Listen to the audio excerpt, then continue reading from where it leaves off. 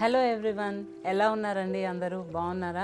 హేమంత ఋతుచర్య నేను మీకు చెప్పినప్పుడు ఆతప సేవనం సన్ బాత్ అనేది చాలా ఇంపార్టెంట్. ఈ సీజన్లో చాలా చాలా ప్రిఫరబుల్ అని నేను మీకు చెప్పాను కదా. సో దాని యొక్క ఇంపార్టెన్స్, అలాగే అది చేయడం ఏ విధంగా, అలాగే దాన్ని చేయడం వల్ల ఏ విధమైన లాభాలు కలుగుతాయి అనేది నేను మీకు ఇప్పుడు చెప్పడానికి మీ ముందుకు వచ్చాను. తప్పకుండా ఈ వీడియో చూడండి, ఎందుకంటే ఇది చాలా చాలా ఇంపార్టెంట్ అనమాట. ఆయుర్వేదంలో ఏ సూక్ష్మ విషయమైనా సరే దాని వెనుకల చాలా పరమార్థం ఉంటుందండి.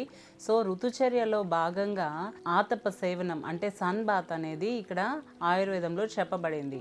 అయితే ఈ సన్ బాత్ అనేది ఏ విధంగా చేయాలి అంటే, ఒకవేళ కొంతమంది మేము డార్క్ అయిపోతాము అనుకుంటా ఉంటారండి.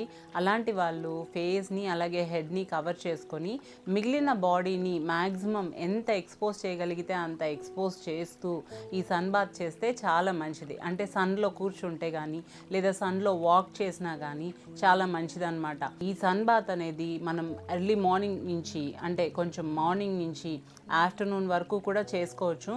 అనేక రీసెర్చెస్ చేసినప్పుడు మార్నింగ్ 9 నుంచి మధ్యాహ్నం 1 గంట లోపల రేడియేషన్ అనేది చాలా మంచిగా ఉంటుంది అనేసి తేలిందనమాట. సో ఈ సన్లో ఎప్పుడైనా సరే మీరు కూర్చున్నప్పుడు ఈ విధంగా మీరు కూర్చుంటే మంచిది, లేదా ఈ విధంగా మీరు కొంతసేపు నడవగలిగితే మంచిది. ఇంకా ఎర్లీ మార్నింగ్ అలాగే ఈవినింగ్ సన్ ఎక్స్పోజర్ కూడా చాలా మంచిది. సో ఈ సన్ ఎక్స్పోజర్ చేయడం వల్ల ఉపయోగాలు ఏంటో ఇప్పుడు మనం తెలుసుకుందాం. ఈ సన్ ఎక్స్పోజర్ అనేది డైలీ మనం చేయగలిగితే ఈ సీజన్ అంతా, ఈ చలికాలం అంతా కూడా, ఈ 2 months హేమంత ఋతువులో సన్ బాత్ గన మనం చేయగలిగితే, మనం రెగ్యులర్గా చేస్తూ ఉండడం వల్ల బోన్స్ అలాగే టీత్ కూడా స్ట్రాంగర్ అవుతాయి. అది ఎలాగంటే, ఈ సన్ ఎక్స్పోజర్ మనం చేసినప్పుడు ఆ సన్ రేడియేషన్తో విటమిన్ డి సింథసిస్ అవుతుంది. ఈ విటమిన్ డి అనేది బోన్స్ని స్ట్రాంగ్గా చేస్తుంది అనమాట. ఎందుకంటే ఈ కాల్షియం అబ్జార్ప్షన్ అనేది ఈ విటమిన్ డి వల్లనే సాధ్యం. విటమిన్ డి లోపం ఉన్న వాళ్ళకి మనం ఇంటర్నల్గా మనము నోటి ద్వారా ఎంత మనం మంచి ఫుడ్ తీసుకున్నా కూడా వైటమిన్ డి లేకపోతే ఈ కాల్షియం అబ్జార్ప్షన్ అనేది జరగదు. సో ఈ వైటమిన్ డి అనేది అంత ప్రాముఖ్యం కనుక ఈ వైటమిన్ డి అబ్జార్ప్షన్ అనేది ఈ సన్ ఎక్స్పోజర్ వల్లనే జరుగుతుంది. కనుక మీరు ఈ సన్ రేడియేషన్కి ఎక్స్పోజ్ అయినప్పుడు ఆ రేడియేషన్ స్కిన్ నుంచి వైటమిన్ డి సింథసిస్ అయ్యేలాగా హెల్ప్ చేస్తుంది అనమాట. సో అలాగే ఈ సన్ రేడియేషన్ అనేది స్కిన్ ప్రాబ్లమ్స్ ఉన్న వాళ్ళకి చాలా మంచిదండి. ఎస్పెషల్లీ ఎగ్జిమాతో అలాగే సోరియాసిస్తో బాధపడే వాళ్ళకి ఇది చాలా మంచిది. అలాగే ఆర్థరైటిస్ ఉన్న వాళ్ళకి, నీ పెయిన్స్ ఉన్న వాళ్ళకి, బ్యాక్ పెయిన్ ఉన్న వాళ్ళకి కూడా ఇది చాలా మంచిది అనమాట. అలాగే ఇన్సామ్నియా అంటే స్లీప్లెస్నెస్తో బాధపడే వాళ్ళకు కూడా ఇది చాలా మంచిది. హ్యాపీనెస్ని ఇంక్రీజ్ చేస్తుంది ఈ సన్ ఎక్స్పోజర్ అనేది. సో ఆ బ్రెయిన్ని కూడా యాక్టివేట్ చేస్తుంది. నర్వ్స్ అన్నిటినీ, బాడీలో ఉన్న నరాలన్నిటినీ కూడా ఈ సన్ ఎక్స్పోజర్ టోన్ చేస్తుంది. ఓవరాల్ హెల్త్ అనేది ఇంక్రీజ్ చేస్తుంది. ఎందుకంటే సన్ నుంచి డైరెక్ట్గా మనం ఆ ఎనర్జీని తీసుకున్నప్పుడు అది మన శరీరంలో ఓవరాల్ హెల్త్ని ఇంక్రీజ్ చేస్తుంది. అలాగే ఇమ్యూనిటీని ఇంక్రీజ్ చేస్తుంది అనమాట.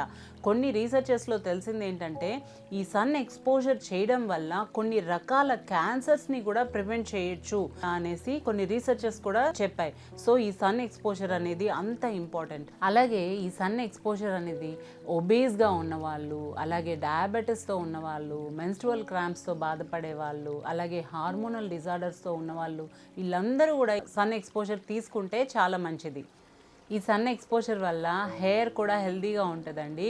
ఎందుకంటే మెలనిన్ అనేది స్టోర్ అవుతుంది అనమాట బాడీలో.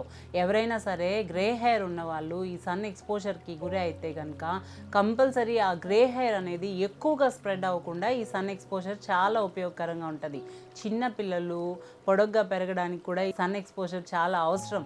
అలాగే థైరాయిడ్ పేషెంట్స్కి కూడా ఈ సన్ ఎక్స్పోజర్ చాలా అవసరం. అలాగే మెటబాలిజం కూడా ఇంక్రీజ్ చేస్తుంది ఈ సన్ ఎక్స్పోజర్.